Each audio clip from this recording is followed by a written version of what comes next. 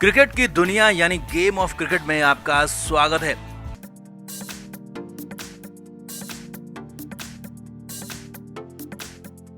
South Africa series से ठीक पहले टीम इंडिया को तब बड़ा झटका लगा जब कप्तान बने केएल राहुल पूरी ही सीरीज से बाहर हो गए। ऋषभ पंत को नया कप्तान बना दिया गया, लेकिन ये झटका टीम इंडिया से ज्यादा खुद केएल राहुल के लिए था, केएल की कप्तानी के लिए था। जी हां, इस बार राहुल के बाहर होते ही राहुल की कप्तानी पूरी तरह से चली गई है और आगे का वक्त उनके लिए और ज्यादा मुश्किल कठिनाइयों वाला होने वाला है, क्योंकि केएल 7 महीनों में चौथी बार चोट के चलते टीम इंडिया से बाहर हो गए और अब कप्तानी मिलना तो बहुत दूर की बात है। राहुल की टीम में वापसी तक पर मुश्किल आ गई है, संकट आ गया है और वापसी कहीं से हो भी गई तो वापसी के बाद वो सम्मान मिल पाएगा ये लगता नहीं है।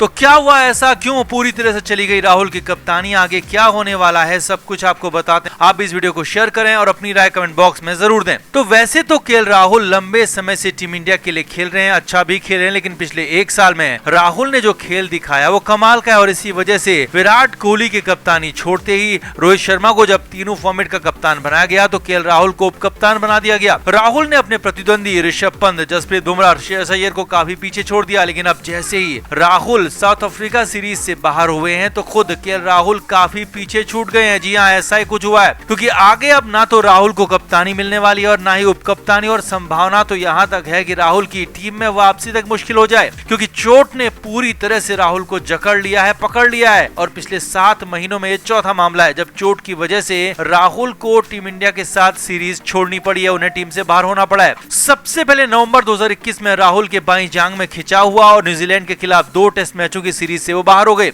अब फिट होकर वापस आए ही थे तो फरवरी 2022 में वेस्टइंडीज के खिलाफ हैमस्ट्रिंग में दिक्कत हो गई और 3 टी20 मैचों की सीरीज से बाहर हो गए। फरवरी की आखिर में फिर राहुल की हैमस्ट्रिंग ने दिक्कत दी और इस बार श्रीलंका के खिलाफ 3 टी20 मैचों की सीरीज से बाहर हो गए। इसके बाद मार्च 2020 में श्रीलंका के खिलाफ राहुल इसी हैमस्ट्रिंग की चोट की वजह से 2 टेस्ट मैचों की सीरीज से भी बाहर हो गए और लंका के खिलाफ खेल नहीं पाए। इसके बाद आईपीएल जरूर खेले, लेकिन जैसे ही अपने देश के लिए, भारत के लिए खेलने की बारी आई तो जून 2022 यानी कि इसी महीने इसी दिन राहुल की ग्रोइन में दिक्कत हो गई और राहुल एक बार फिर से 5 टी20 मैचों की सीरीज से बाहर हो गए। अफ्रीका सीरीज में राहुल नहीं खेलेंगे। अब इस बार तो राहुल की समस्या इतनी बढ़ चुकी है कि साउथ अफ्रीका के साथ टी20 सीरीज के साथ साथ इंग्लैंड दौरे से भी केएल राहुल बाहर हो सकते हैं, जहां 1 टेस्ट मैच और 3 वनडे और टी20 खेले जाने हैं। राहुल का पूरा इंग्लैंड दौरा खटाई में पड़ता हुआ दिख रहा है। अब आगे क्या होगा, क्या होने वाला है वो भी देखिए और समझिए। तो राहुल टी20 सीरीज से बाहर हैं, उनकी जगह पर ईशान किशन और ऋतुराज गायकवाड़ ओपनिंग करेंगे और ईशान किशन चल पड़े तो फिर तो राहुल के लिए और ज्यादा मुश्किल हो जाएगी, क्योंकि फुल टाइम कप्तान रोहित शर्मा ईशान किशन को खासा बैक करते हैं और बाएं हाथ के किशन चल पड़े तो राहुल के लिए आगे टीम में आकर खेलना बहुत दूर की बात हो जाएगी। और ऊपर से ऋतुराज ने भी लंबे हाथ दिखा दिए तो फिर तो राहुल के लिए बहुत ज्यादा मुश्किलें आ जाएगी। कप्तानी और उप कप्तानी तो छोड़ ही देनी चाहिए, ऊपर से अगर पंत ने शानदार कप्तानी की, सीरीज को जिता दिया, फिर तो हर जगह हर तरफ पंत की जय जयकार होगी और राहुल की कप्तानी पर भी सवाल उठेंगे, क्योंकि राहुल की कप्तानी टीम इंडिया के लिए अब तक पूरी तरह से फेल रही है। तो आईपीएल में भी उनकी कप्तानी पर सवाल खड़े होते रहे और इसीलिए ऋषभ पंत कप्तानी की दौड़ में राहुल से आगे निकल जाएंगे और रोहित का डिप्टी ऋषभ पंत को बनती देर नहीं लगेगी।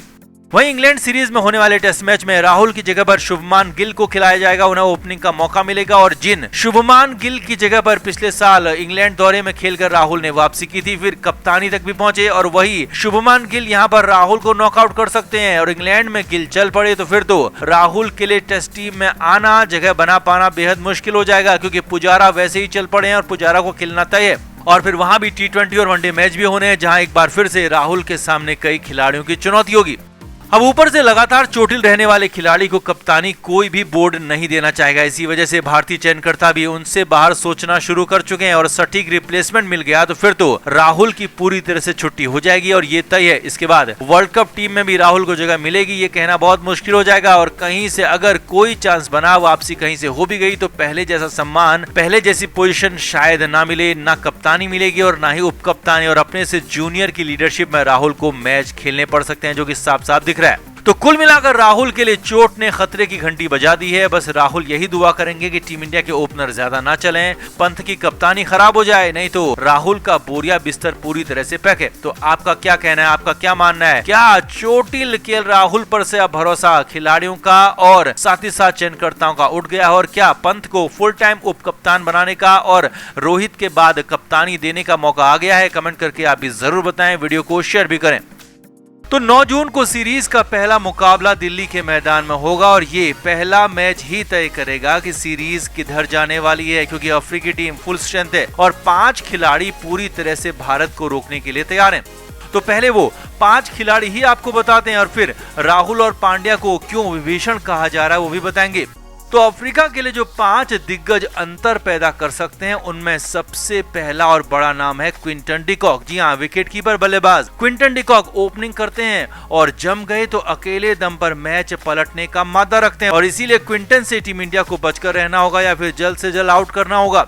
दूसरे नाम है डेविड मिलर, जिनका आईपीएल सीजन इस बार शानदार गया है और इसी वजह से अफ्रीकी टीम में मिलर को जबरदस्त इज्जत मिल रही है और मिलर का ऑर्डर भी ऊपर किया जाना है, और डेविड मिलर बेहतरीन फॉर्म में है, लिहाजा मिलर से भी बचकर रहना होगा।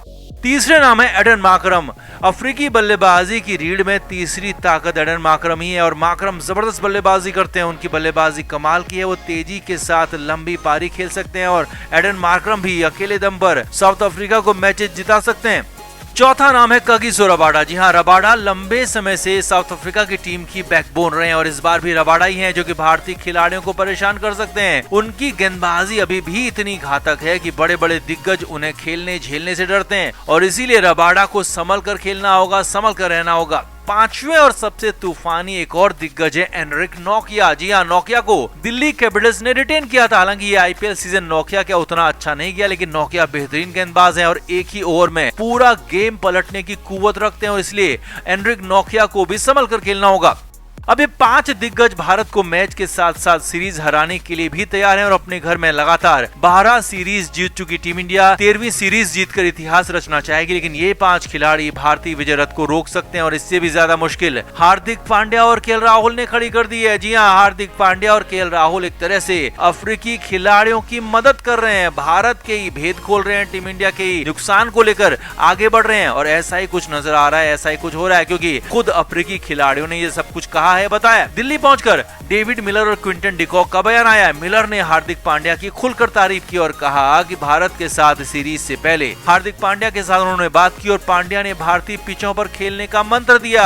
मिलर ने कहा कि आईपीएल कुछ ही मैदानों में खेला गया था और ऐसे में दिल्ली और कटक जैसे वेन्यूज पर कैसे बैटिंग की जाए, स्लो विकेट पर कैसे खुद के विकेट को बचाया जाए, इसके लिए हार्दिक से टिप्स लिए। वहीं इसी तरह की बात और तारीफ क्विंटन डिकॉक ने कप्तान केएल राहुल की। क्विंटन ने भी कहा कि राहुल ने हमेशा उनकी मदद की और यहाँ दिल्ली के नेट्स में आकर भी राहुल ने मेरा हौसला बढ़ाया और मुझे कुछ नई टिप्स भी दिए। अब यहाँ पर समझने वाली बात यह है कि डेविड मिलर आईपीएल में हार्दिक पांड्या की गुजरात टाइटंस के लिए खेले थे और वहीं क्विंटन डिकॉक केएल राहुल वाली लखनऊ सुपर जायंट्स के लिए खेले थे, यानी कि याराना पुराना है, लंबा है और आईपीएल के दौरान से चल रहा है और इसीलिए इस याराने को विभीषण भी कहा जा रहा है, क्योंकि हार्दिक और राहुल अपने ही भेद खोल रहे हैं, अपने ही राज अफ्रीकियों को बता रहे हैं, जिससे विरोधियों को मदद मिल सकती है और वो मैदान मार सकते हैं, टीम इंडिया को इससे नुकसान हो सकता है। अब जो भी हो, लेकिन अफ्रीका के 5 खिलाड़ी अंतर पैदा कर सकते हैं। राहुल और पांड्या की बात भारत पर ही भारी पड़ सकती है। अपने भेद बताना, अपने राज बताना विरोधियों को फायदा पहुंचा सकता है। अब देखना होगा कि वो होता कितना ज्यादा है या फिर नहीं हो पाता। तो आपका क्या मानना है, क्या ये 5 खिलाड़ी अंतर पैदा कर पाएंगे? और राहुल और पांड्या के इन बयानों पर, राहुल और पांड्या के अफ्रीकी खिलाड़ियों की मदद पर आप क्या कहेंगे? कमेंट करके आप भी अपनी राय जरूर दें, वीडियो को शेयर भी करें।